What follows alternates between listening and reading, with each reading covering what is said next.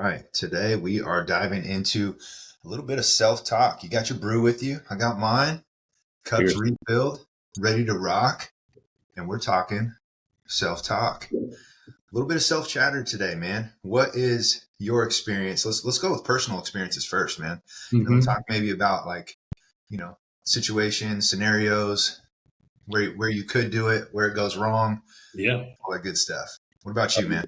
I like it. Yeah, my personal experience when it comes to self talk, I've always kind of been someone that beats myself up about stuff. Just like kind of dwell on things.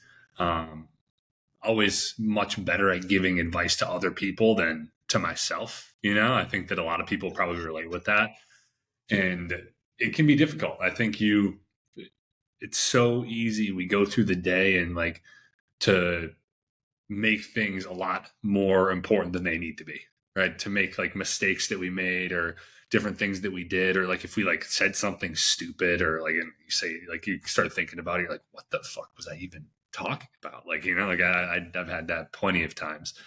But something that I always try to think of, because I think for me, it's like emotion. I think of emotions as well, right? It's like self-talk, but then there's like emotions, I something I remind myself of every day is like it's okay to feel stress, anxiety, anger, different things like that, because I know for most of my life it's like anything negative, any emotions that are negative, I've almost like just tried to push down, right, with other things. Or you try to distract yourself with the phone or like substance or something like that to get away from these emotions that have maybe been like thrown in as bad. And I think that those two things are really linked. And one thing I wanted to start by saying is just remember that there's not bad emotions, right? There's just emotions, and like it's normal to feel any and all of them. And I think if you can kind of go into the day with that lens, it can also help a little bit. Where that's a good, nice self talk piece when you do feel stress or you do feel anxiety or these different things that we can maybe dwell in or sit in or be like uncomfortable having going through. And so that's kind of where I start. What's your thought or what's your personal experience when it comes to the self talk? Yeah, man, I'm very similar. I think you brought up a lot of good points. I think for me, you can like do one of two things. Well, plenty of things, but I think one of two things that are more common. I I run into people who are extremely good at self talk, and then I see people that like self destruct on their self talk, and like it's easy to like visualize and paint the picture to kind of see both crowds. And me personally, I think by default, and maybe this is most people, but I think by default, I'm not aware of my self talk, right? So I could say things that are limiting beliefs. I could say things that aren't productive for me. I could say things that are negative. I could hear things that aren't necessarily productive. And I like essentially just agree with them by default. And I kind of just go down that path as well. But I think that's why you and I are so focused on being, I guess, intentional with our day and how we start our day and how we go about our business and making sure our mindset's in the right state, because we understand that it's a skill that needs to be developed just like anything else, which takes a sheer amount of just volume and repetition. And so it's not one of those things where I feel like, oh, I did good self-talk today, so I'm going to go about my day and be positive and just crush the day. It's like, cool, you might have just won one day. You might have won just a portion of a day. But I think it's a skill that has to be practiced like relentless each and every single day. And you and I think one thing that helps me big time, because if you guys haven't done this before, if you are really good at self-talk and you're like your biggest fan, and um, a book that I'm reading right now is awesome. I don't know if I told you, but it's called The Energy Bus. Have you read that before? No, no. Great book, dude. Super easy read too. I'm on like day 3 or 4 right now, and I'm almost done with the book. So, um, but anyways, it's all about like you being in your own driver's seat in the bus, and I think a lot of that has to do with self-talk, because if you're in a circumstance where you feel like, man, shit's hitting the fan right now, and I feel like I just can't hit anything right now, like this sucks, I'm missing on all aspects. When you have the self-talk and go, hey, am I in my driver's seat? And in this case with the book, it's like, are you remind yourself that you're in the driver's seat of your bus. And when you can do that, you immediately take on full accountability for everything. You immediately go, oh yeah, I can take back control of everything that's going on here. despite whatever's happening around me, I can still drive my bus. And it even goes into detail of like who you choose to let on your bus, right? Like, is there energy leeches? Is there people who take away from you, who might encourage you to not do positive self-talk, or might encourage you to do like negative self-talk, right? And so like it creates this heightened awareness of like who are you letting on your bus? Are you in the driver's seat? That's rule number one. And I think just reminding yourself of that, like, oh yeah, I am in the driver's seat. Maybe I was just chilling and I was cruising in row 3 and on my bus right now, and I need to snap out of it and go, oh yeah, I'm the driver of this bus. Like, let me go get back in the driver's seat. And now immediately you take back control. And I think that's super important. Is like, just remember you can get back into your driver's seat at any point in time. I think a lot of times when things are destructing or they're going the wrong direction, it's just like 9 times out of 10, if you have the ability to pull yourself out of your scenario or look from a bird's eye view and go, am I driving my bus right now? Am I driving my car right now? Or am I letting other people, and am I pointing the finger? Am I blaming other circumstances? Am I blaming my work, my boss, like all this other stuff? Of course you're going to feel like shit, right? So that's where I think you can plug in a good self-talk scenario where you're like, hey, get your ass back in the driver's seat. Like, you're obviously not there right now just because of how destructive you feel right now. And I think when you can do that, I think everything changes, bro. And I think by default, I think it's difficult because it's a skill that needs to be practiced. I think by default, we slowly, almost like take a back seat, right? Or jump in the passenger seat. And before we know it, we're just riding in our car. We're not driving it anymore. And so I think that's, I don't know, man. I would recommend this book to anybody, really, honestly. And it's a great reminder. And I'm glad we're on self-talk today because it's right up that alley of that book that I'm reading. But that's what I first think of, is like, remind yourself that at any point in time, you can have that conversation with yourself of like, dude, get your ass back in the driver's seat. And then you start to see things flourish again. You're like, oh yeah, I was relying too much or expecting too much from other people or other things or other circumstances. Let me get back in the driver's seat. Let me buckle back down. And all of a sudden you start to see things clicking for you. Like, oh yeah, there we go. It's because I wasn't driving. So that's what I think first when I think of self-talk. Yeah, I love that. And it's kind of along the same lines of, even, you have the ability, we all have the ability to determine the story that we tell ourselves about really anything that happens in our lives. Right. And it's like, I've done this in the past where it's like, you tell yourself you're a piece of shit for something that you did, like something that happened or something you did. But and simply put, like, we can't change the past. I'm sure that all of us have kind of done stupid stuff in the past when we were teenagers or in college or whatever. And you can't really do anything about it at this point. You can just determine what happens next, right? But it's about focusing. One thing I like is, like, Tony Robbins talks about this. I was actually listening to a recent interview with Tony Robbins, and he was talking about, he's like, you don't get the life you don't. Let me look at it. Let me just double check what this is, because it's I think I know where you're going. Yeah. you don't experience life, you experience the life that you focus on, right? Mm, And it's all around really finding the positives instead of the negatives, which is really along those lines of self-talk, where it's like, if you focus on the negatives, you get more of the negatives, right? It's like you only see the negatives, but if you focus on the positive of the situation, you're going to see more of the positives, and it's going to open up your brain a little bit more to maybe, like, stop focusing on all of the small negatives, because generally there's a lot more positives of a situation than there are negatives, but our brain's wired to focus on those negatives of a situation. But that's what you mentioned, it's a muscle, right? It's like, we want to do what we can in the morning to put ourselves in a good mental state so that maybe we can focus a little bit more on the positives, or maybe we can be aware of when we're going down that slide of negativity, and catch ourselves a little bit earlier, because we're all going to do it. We're all going to focus on negatives, but it's like, how quickly can we be aware of what we're doing and revert ourselves back to the positives? And that's just like something that takes time. And then there's also just times where you might get good at it, and then you're going to just like go completely back to where you were before, right? It's like, and all of a sudden you wake up and you're like, oh shit, I totally went back into the negativity area. And then, you got to start working back and get into the positives again. And so I think that's something that comes to mind, as well as something that I've continually tried to get better at, is like focusing on positives. And, I'll be good at for a little while. And then all of a sudden it's like, oh, wow, like I've really been like dwelling on these negative things that are going on when there's so many positives that I can be grateful for. And that's why like the first thing I do when I get up is like I think of gratitude, right? It's like I think of the people, the things I'm grateful for in my life, all of these different. I try to like soak that in right away, and I try to think about it throughout the day too, if I can. It's not always something that I do, but if I can, if I'm on a walk, like just be grateful for like the place that I live and the blue skies and the sun and just these small things. Like if I can do that a few times throughout the day, I tend to feel a little bit better. I tend to show up a little bit better, and I tend to be a little bit more, give myself a little more grace when it comes to mistakes and just things not going exactly the way I planned. Yeah, dude, focus is huge. Like, have you seen the exercise that he does, that Tony does for focus, where he has you like focus on something in the room? Have you seen that one? No, So, heard about his or done his priming stuff.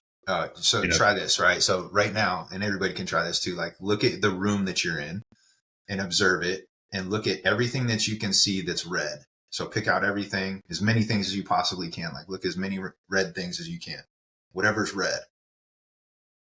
Okay, now you close your eyes, and then now tell me any items in the room that you saw that were brown, right? And it's tough. You're like, oh crap, like I wasn't focused on it, yeah. right? And then when you open your eyes now and you go, okay, where are the brown items now? And so now you're looking for the brown items, find as many brown items as you can, right? And you're like, oh, okay, now it's a lot easier because I was looking for it. But when you were looking for the red and I asked you for the brown, you're like, oh shit, I don't know, right? Like you probably have a real challenge with that. And so it goes to show you, like, dude, whatever we literally pour our focus and energy into, like that's where we're going to get more of, exactly like what you're saying. I think the hard part is remembering it, and that it is a muscle. It does have to be flexed each and every single day. It does have to be worked. So I think the skill is, I'm not sure the exact terminology for it, but it's maybe like emotional maturity or emotional control, I think is what it is. It's something like that. Something along those lines with, do you have the ability when you are in something or caught up in something emotionally, like you're attached to the emotion, like you talked about feeling the emotions. When you're feeling those emotions, do you have the ability to go, okay, I can talk to myself right now and go, I'm feeling these right now. And I understand that I'm going to feel a certain type of way, which makes my decision making obviously skewed or biased towards one way because I'm going to feel a certain way. But do I have the ability to understand, okay, yes, I'm feeling the thing, but I can also detach from it and look at it for face value and then make the decision that's going to be best for me to move forward. And I think that in itself is huge, because if you can do that, you're going to understand, like you said, accept everything, feel everything. But do you have the ability to go, okay, I'm emotional right now, so I'm going to make probably a crazy decision. A good rule is like, can you wait 48 hours from this moment and then reassess whether that's the right decision for you or not? Because by then the emotions have detached, right? Or gone away from you. And now you can almost see, I guess, with like your eagle vision on versus everything being blurry, right? And I think that's huge for people. I think that if they can do that, easier said than done, obviously, right? Most people are in, they feel the emotions, and then whatever they're feeling, that's the decision I'm going to make based on how I feel, right? Like, um, and then the even crazier part is they're allowing other people to make them feel a certain way, or other circumstances make them feel a certain way, or events that happen that have nothing to do with them, but they're so attached. Like your football team lost, or maybe they won and your emotions are high, so you're happy now. And then they got kicked out of the playoffs, and now you're like, shit, I'm down in the dumps and this sucks. And like you're allowing your emotions to make your decision making off that. And that's a dangerous place to be in. A lot of people are in that, myself included, right? I'm not perfect. But if you can go, yep, that happened, that sucks, so what, now what mentality, let me make the decision that's going to be best for me regardless of how I feel in the moment. I think that's the next level. I think those are the people that are like, I'm not going to say emotionless, because to your point, you still do feel the emotion, but you have an extra ability to kind of like make decisions with a clear mind. And it all comes down to you being able to have that talk with yourself and being like, yeah, dude, I don't have to do that just because I feel this way, Yeah. which is hard. It's super hard. Very hard. And it really comes down to, again, like awareness, right? It's like how quickly can we understand what we're doing and be able to revert. our attention or be able to detach a little bit to make the best decision for ourselves. And that's the hardest part, right? It's like, it's sometimes it can take forever to figure out that we're being emotional or something, or maybe you don't figure out till after the fact, right? And then it's like, oh, okay, like what can I do next time to like maybe catch this? Is there signs? Is there patterns that happen, ways that I feel that I could maybe catch before and be able to, oh, I'm doing it, right? It's like, oh, I'm Yeah. doing it. But the quicker we can find Yep. that, the quicker that we can change the way we react, Yeah. respond. Maybe respond's a better word. But what do you think about? So I personally like did a little bit of research too on this topic. Like I had written down some stuff for like ideas on personal experiences, like we've talked about here, this first portion. But there's some other stuff too that's like really good. Some of the biggest tips out there research wise. And the first one that came up for me was positive and supporting language. So like focusing on like constructive, compassionate words. So, like, I know a lot of times we start doing something, and maybe from previous evidence, we say we can't do it, right? And so instead of doing that, saying like I can handle this, I'm learning as I go. Like I'm moving in the direction. I'm getting better, right? It's like using that kind of language can be a huge thing when it comes to self talk, Yep. right? I can go through it. We can talk about any of these as well. But Dude, I want to talk on that one real quick because I was, as you were saying that, I, here's how that plays into practical application as well. So when I was competing in CrossFit, and if you guys have ever done that or done those workouts, like you basically go to a pain cave, right? And you hang out there and your lungs are on fire. Your body feels like you're going to explode and you have to find a way to keep moving through the workouts.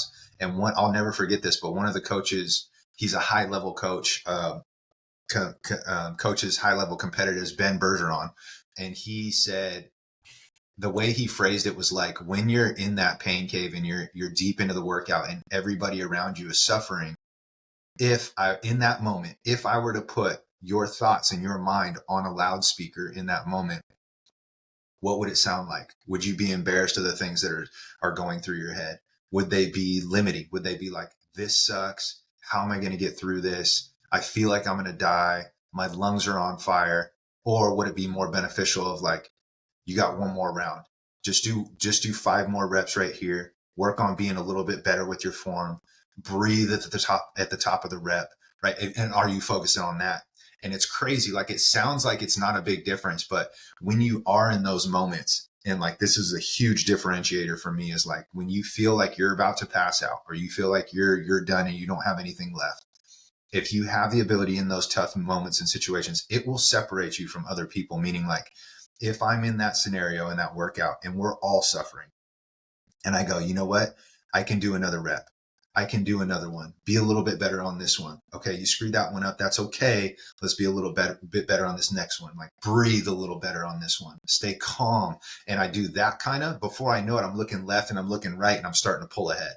But if I have those thoughts in my head, just like everybody else does by default, of like, oh man, this sucks. Like, let me put my hands on my knees. Like, I'm a piece of shit. I should have trained harder because I'm showing up. I shouldn't feel like this during the workout, right? And you're like, I feel like throwing up. Like, you start doing those, like you all of a sudden start to suck in and you're no longer performing right in the workout. And that I remember doing that same thing with gassers too, having to run gas or poles in baseball, right? It was the same shit. It was just like, God, we got another one. Or damn, dude, like this sucks. We're not going to make time. Like we're going to have to run another gasser. Like, if you're thinking like that, you're absolutely going to attract that, right? You're going to attract another one where somebody doesn't make time. Maybe you don't make the time, right? You're going to attract another rep. But if you're like, you know what, let's go. We can do this. We can be a little bit better. Coach is going to try to dick us anyways, but don't let it phase us. Like we can be in the right mindset. Like, and if you do that, your experience is going to be so much better. You might have to do the same amount of reps. People still might not make time, but your mindset around it's going to get you through it. You'll perform better. When you're done, you'll be in a better mind state versus just being down in the dumps. Adding more reps because more people didn't make time because everybody's in a shitty mindset. Like it's crazy, dude, how much it works, but nobody really talks about that. no, that's a good point. Right. And even like surrounding yourself with people that have good self-talk can be huge too, That's huge. pull you out of that. And I think that's a really good example there. some other ones too. We don't need to go through all these, but I think there's some really good stuff here because that's a huge one. I love the example you gave.